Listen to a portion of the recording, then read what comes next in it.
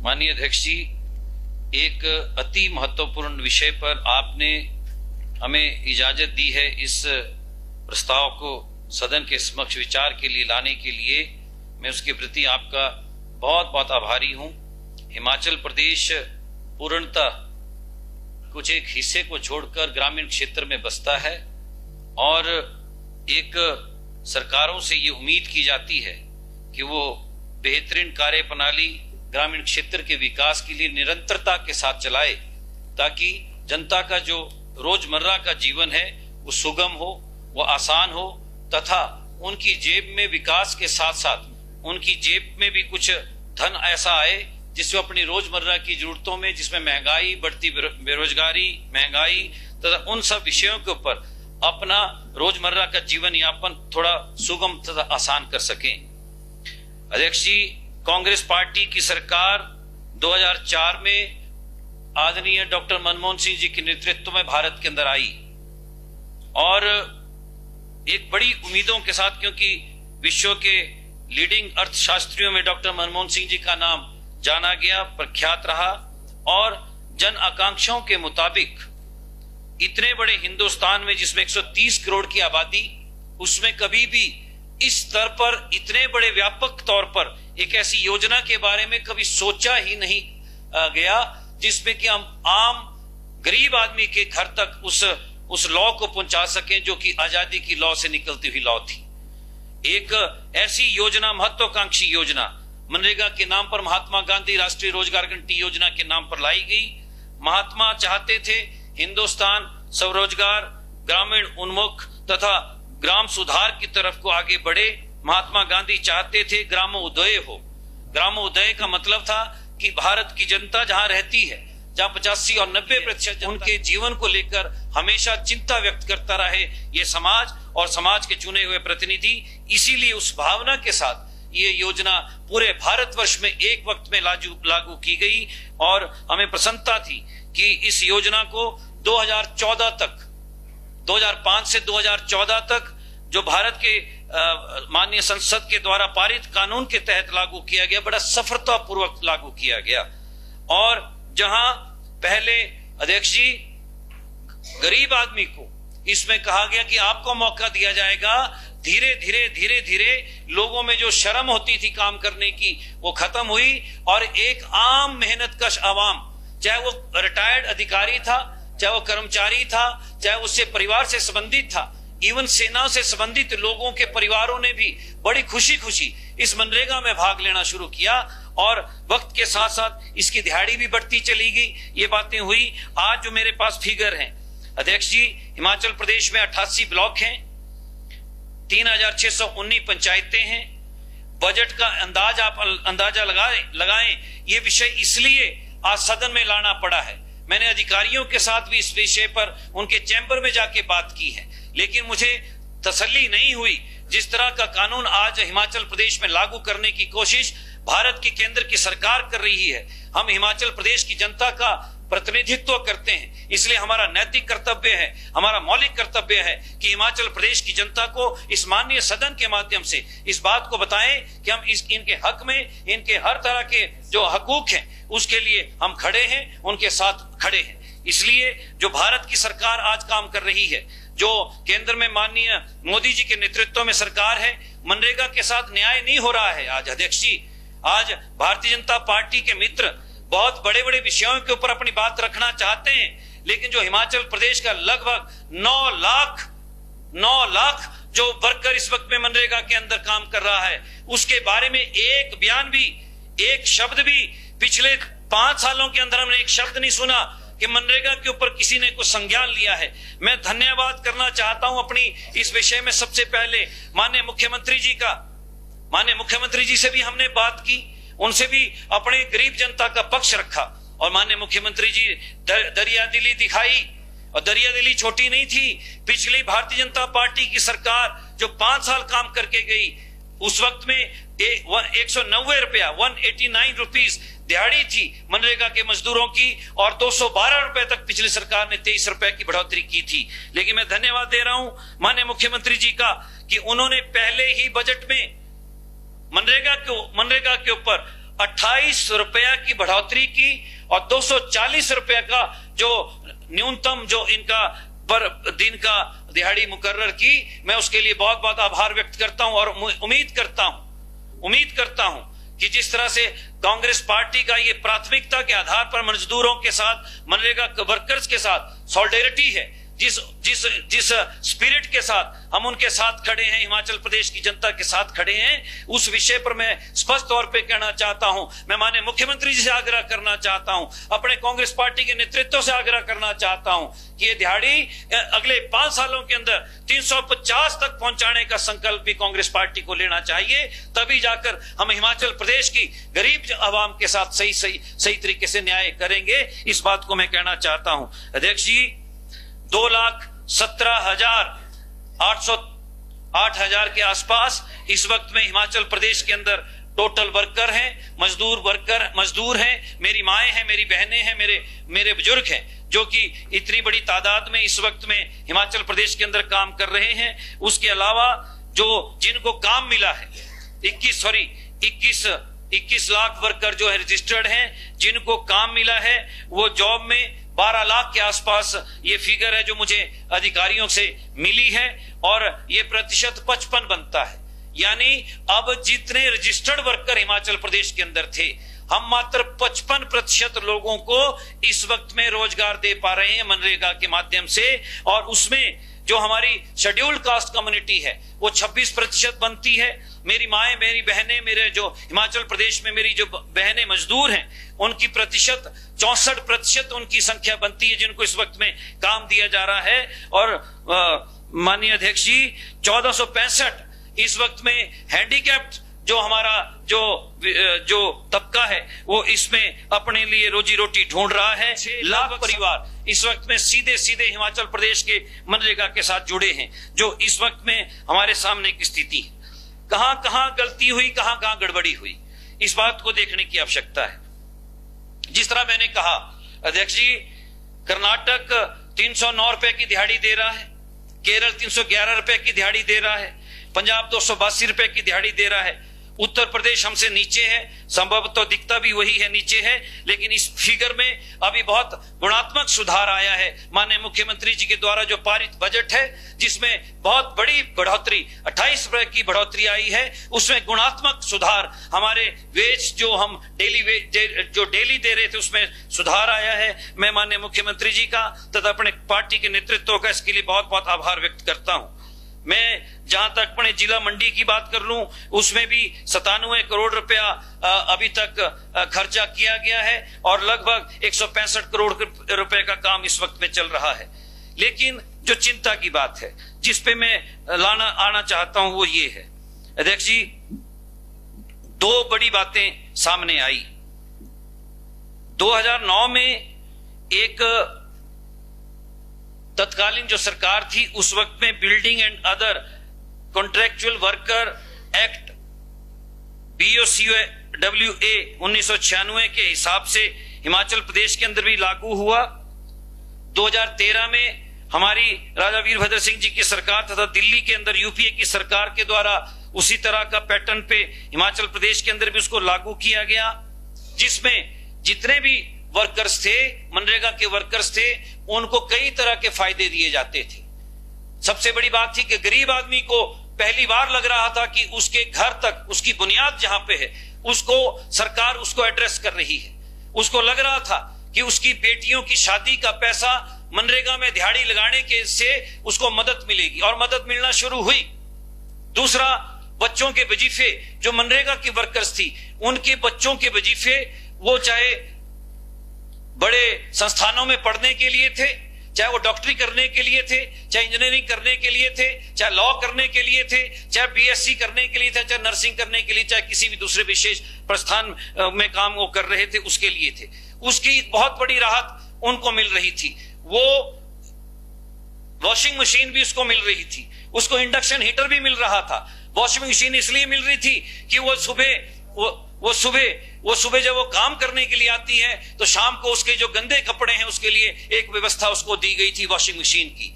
उसको उसको रोटी बनाने के लिए लकड़ियां इकट्ठी ना करनी पड़े, सिलेंडर के खर्च बढ़ते खर्चे जो हमारे कांग्रेस के वक्त में 450 रुपए का सिलेंडर था, वो आज 1250 तक इतनी शान से उन्होंने बढ़ाया, और वो शर्म नहीं कर रहे हैं इस बात के ऊपर, और वो नाम भी नहीं ले रहे हैं सिलेंडर का, जिस सिलेंडर के ऊपर बैठकर माड़े बढ़ाकर प्याज के साथ उस सिलेंडर को जनता के बीच में प्रस्तुत किया करते थे, उस सब्सिडी को खा गए।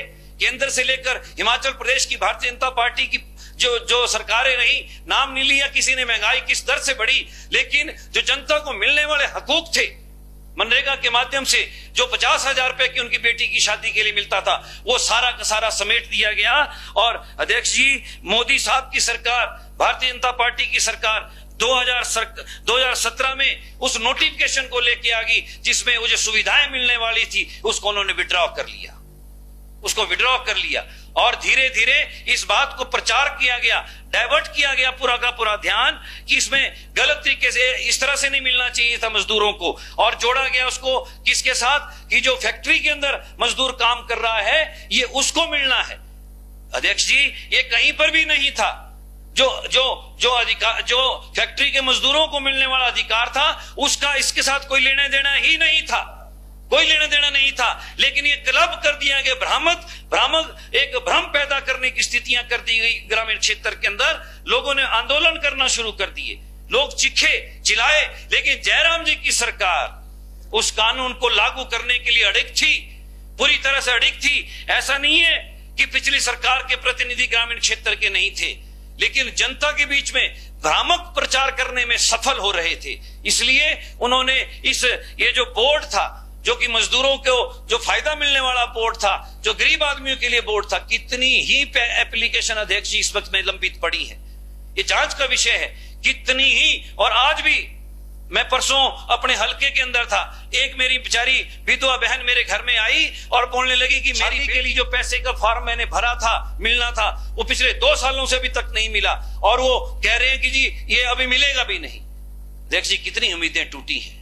और जो कांग्रेस पार्टी के द्वारा मनरेगा को लागू किया गया था, वो उम्मीदों का एक ऐसी सौगात थी।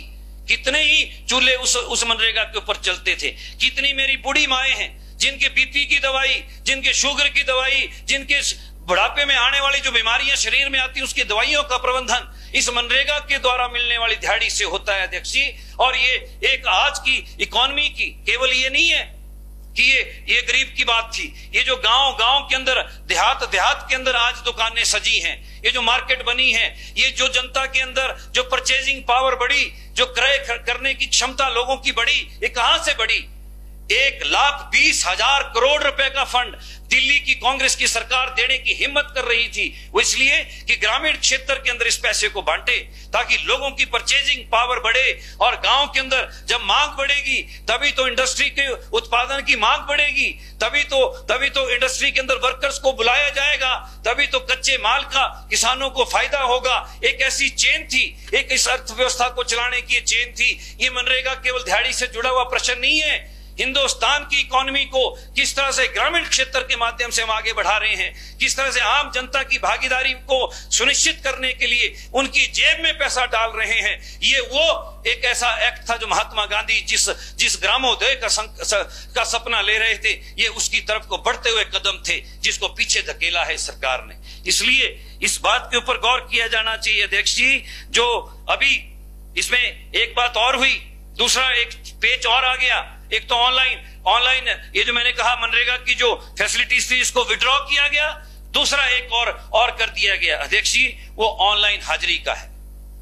ऑनलाइन हाजिरी किसकी लगा रहे हो और किससे लगवा रहे हो?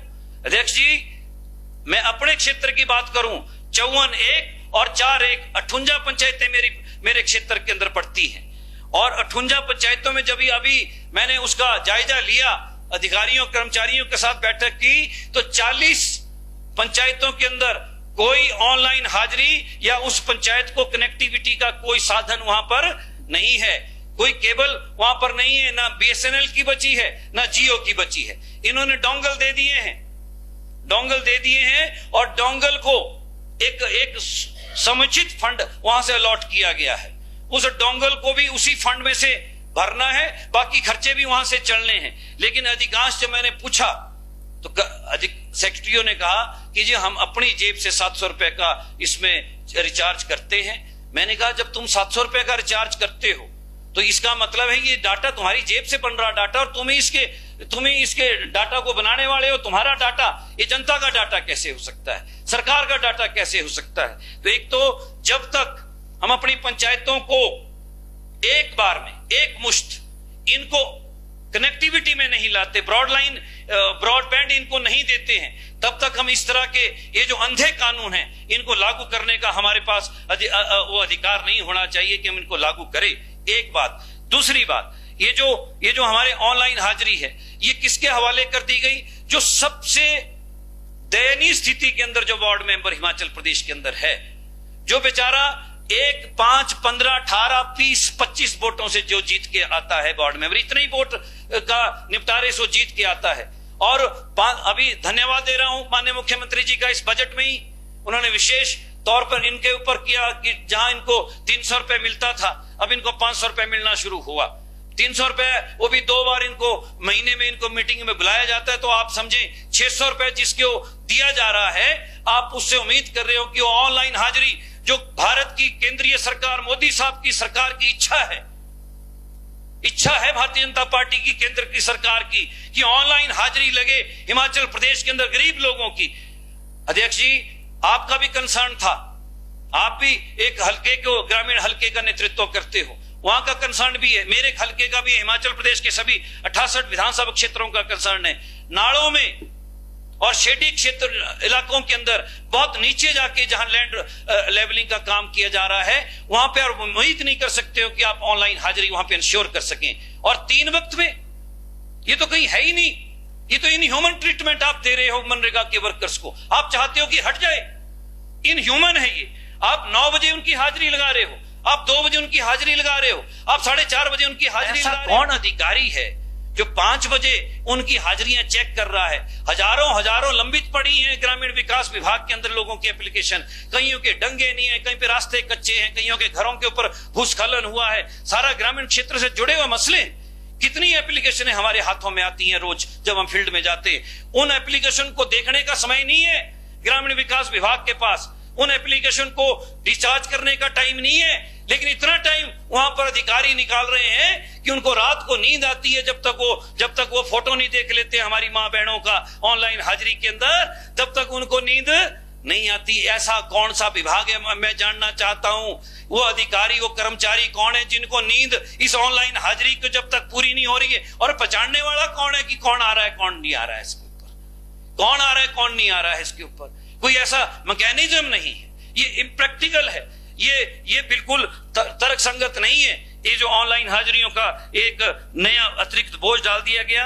और दूसरा वो है कि 19 काम पूरे करो फिर 20वां काम होगा, 19 काम पूरे कर लो 20वां काम होगा। इसका विरोध नहीं किया जयराम सरकार ने, इसको लेकर कभी भी कोई सदन का वॉकआउट नहीं हुआ, इसको लेकर कोई प्रेस कॉन्फ्रेंस नहीं हुई आज तक, इसको लेकर कोई इश्तिहारबाजियां नहीं हुई, इसको लेकर कभी भी कोई चर्चा नहीं, किसी भारतीय जनता पार्टी के वर्कर तक बात नहीं करता है। सर अध्यक्ष जी कोई वर्कर भी नीचे इस विषय पर बात नहीं करता है। और मैं कहना चाहता हूं 19 काम कभी पूरे हो ही नहीं सकते, आपके पास सीमेंट नहीं अवेलेबल होता है, आपके काम ऑनगोइंग काम्स आपके कभी भी 20 नहीं हो पाते हैं, आप रिस्ट्रिक्ट कर रहे हो।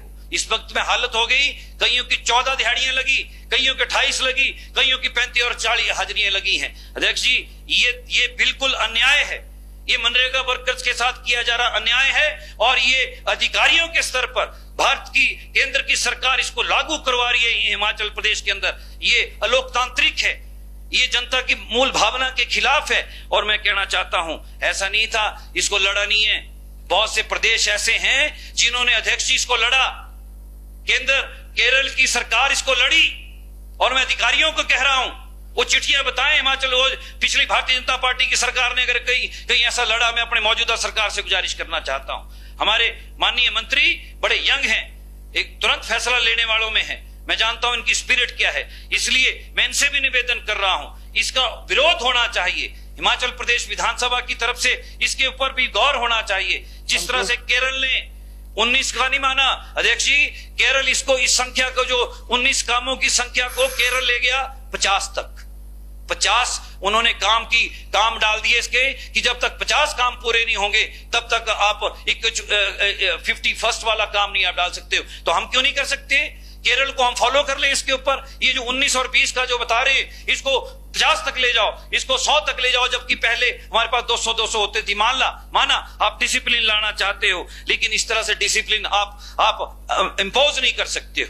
मैं इसके साथ साथ ये जो बात आई है, अंत में 1-2 बातें और कहना चाहता हूं। जब हम कंक्लूड कर रहा हूं अध्यक्ष जी, 2005 में जब मनरेगा एक्ट आया था अध्यक्ष जी, उसमें शेड्यूल 2005 एक्ट के मुताबिक था और कहा गया था कि every state government has to introduce its own schedule on MNREGA, जिसको अधिकारियों ने आज तक लागू नहीं किया। आज जो बड़ी बड़ी नोटिफिकेशन हमें दिखाते हैं, वो बताएं कि जो मनरेगा को लागू किया गया था उसमें कहा गया था कि हर प्रदेश की सरकार को अपना शेड्यूल लाना है।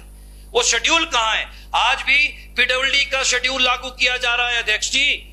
जो पीडब्ल्यूडी का स्पेसिफाइड शेड्यूल है उसी को लागू किया जा रहा है। इस वजह से 2 बातें हो रही हैं। एक बात तो हो रही है कि आप 9 बजे बुला रहे हो, उनको 5 बजे छोड़ रहे हो। नंबर 1, 8 घंटे की ड्यूटी ले रहे हो, और दूसरा आपने उस शेड्यूल की वजह से आपने दूसरा डाल दिया कि ऑनलाइन हाजिरी भी इनकी लगाओ। उसकी दिहाड़ी जो होगी प्रोग्रेस बेस्ड कर दिया आपने।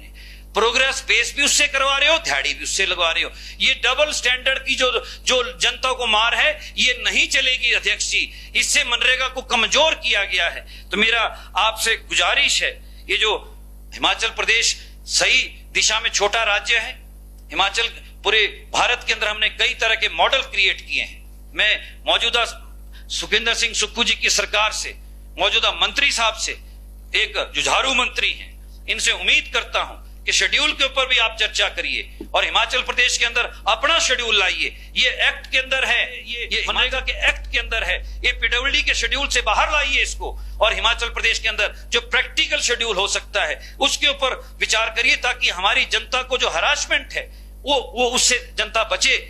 ऑनलाइन हाजिरी भी, 8 घंटे की ड्यूटी भी। ये डबल स्टैंडर्ड नहीं चलने वाला। ये कहीं पर भी लागू नहीं हो रहा है, किसी भी दफ्तर के अंदर लागू नहीं होता है। आप असेसमेंट भी कर रहे हो, वर्क बेस आप असेसमेंट कर रहे हो, ऑनलाइन हाजिरी लगा रहे हो। 19 के कामों को आपने रिस्ट्रिक्ट कर दिया है, और इस सारा का सारा खेल मैंने इसलिए पिछले इसी सदन के अंदर, इसी सेशन के अंदर मैंने माननीय जयराम जी से भी गुजारिश की थी, मैंने अनिल शर्मा जी से गुजारिश की थी, मैंने मौजूदा मंत्री जी से गुजारिश की है।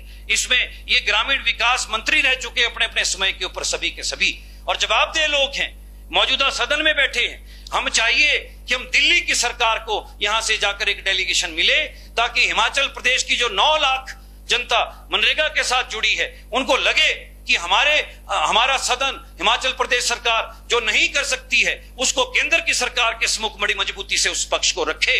और जिस तरह से हमने चिट्टे के ऊपर, जिस तरह से हमने दूसरे काले कानून है उसके ऊपर हमने अपनी प्रतिक्रिया के भारत की सरकार के समक्ष रखी, उस तरह से मनरेगा के ऊपर भी हमें सर्वदलीय डेलीगेशन जो है भारत की सरकार के समक्ष ले जाना चाहिए, ताकि जो जन आकांक्षाएं, कितने ही परिवार, कितने ही बच्चे जो हैं वो इस वक्त में इस मनरेगा के जो कई तरह की जो विसंगतियां इसमें आई हैं उस वजह से जूझ रहे हैं। और ये जो बहुत बड़ा स्लाइड बजट में, अंत में यही कहूंगा, जो एक बहुत बड़ा स्लाइड डेलिब्रेट है, ये अटेम्प्ट जो है भारतीय जनता पार्टी का, केंद्र की सरकार का जो अटेम्प्ट है अध्यक्ष जी, ये डेलिब्रेट है।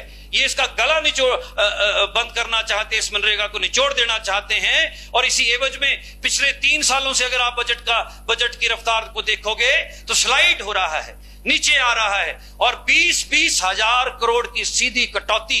किसी भी योजना में भारत के अंदर इतनी बड़ी कटौती नहीं हुई जितनी बड़ी कटौती भारतीय जनता पार्टी की केंद्र की सरकार ने लागू की, और इसको धौंस से लागू कर रहे हैं अध्यक्ष जी, इसको धौंस से लागू कर रहे हैं। और 20,000 करोड़ की कटौती की वजह से कितने ही गरीब परिवारों का इसमें जीवन यापन जो मुश्किल में आया है। अंत में एक बात और कहना चाहता हूं, ये हमारी सरकार जो कर सकती है, सुझाव है वो ये कि आप एक डंडे से सबको मत हांको। जो गरीब आदमी है, जो अपंग आदमी है, जो विधवा है, जो कि उम्र दराज हो चुकी है, जिसकी जरूरत है, बुनियादी जरूरत जिसके लिए मनरेगा है, कम से कम उन परिवारों को तो आइडेंटिफाई कर लो, उनके तो 100 दिन पूरे करवा दो, कम से कम उन परिवारों को तो रिलीफ दे दो। एक डंडे से पूरे के पूरे को मत हाको, उससे ये और ज्यादा नुकसान कर रहे हैं जो जनरलाइज पॉलिसी हम बना रहे हैं। हिमाचल प्रदेश की विशेष परिस्थितियों को देखते हुए मैं माननीय मंत्री जी से, माननीय मुख्यमंत्री जी से सबसे आग्रह करना चाहता हूं कि एक ऐसी कंटिन्यूटी बनी रहे, कंसिस्टेंसी बनी रहे इस मनरेगा के अंदर। जो पात्र हैं, जिनको मिलना ही चाहिए हर हालत में, उन लोगों को कम से कम इस भारत की सरकार के कानून के नीचे मत रौंदो। मैं इतना कर कहकर अपनी बात को समाप्त कर रहा हूं। आपने मुझे बोलने का मौका दिया अध्यक्ष जी, मैं आपका बहुत बहुत आभारी हूं। बहुत बहुत धन्यवाद। लाइफ टाइम्स टीवी लेकर आ रही है जूनियर डांसर्स के लिए शानदार मंच, हिमाचल डांस चैंपियनशिप। 16 साल तक के डांसर्स के लिए चमकने का सुनहरा मौका, सोलो ग्रुप और ड्यूट कैटेगरी में स्टेट लेवल का कंपटीशन, वीआईपीज और सेलिब्रिटीज की उपस्थिति में रनर इन फाइनल। ऑडिशंस की डेट्स जल्द अनाउंस होंगी। देखते रहिए लाइफ टाइम्स टीवी, हिमाचल का सबसे लोकप्रिय डिजिटल न्यूज मीडिया चैनल।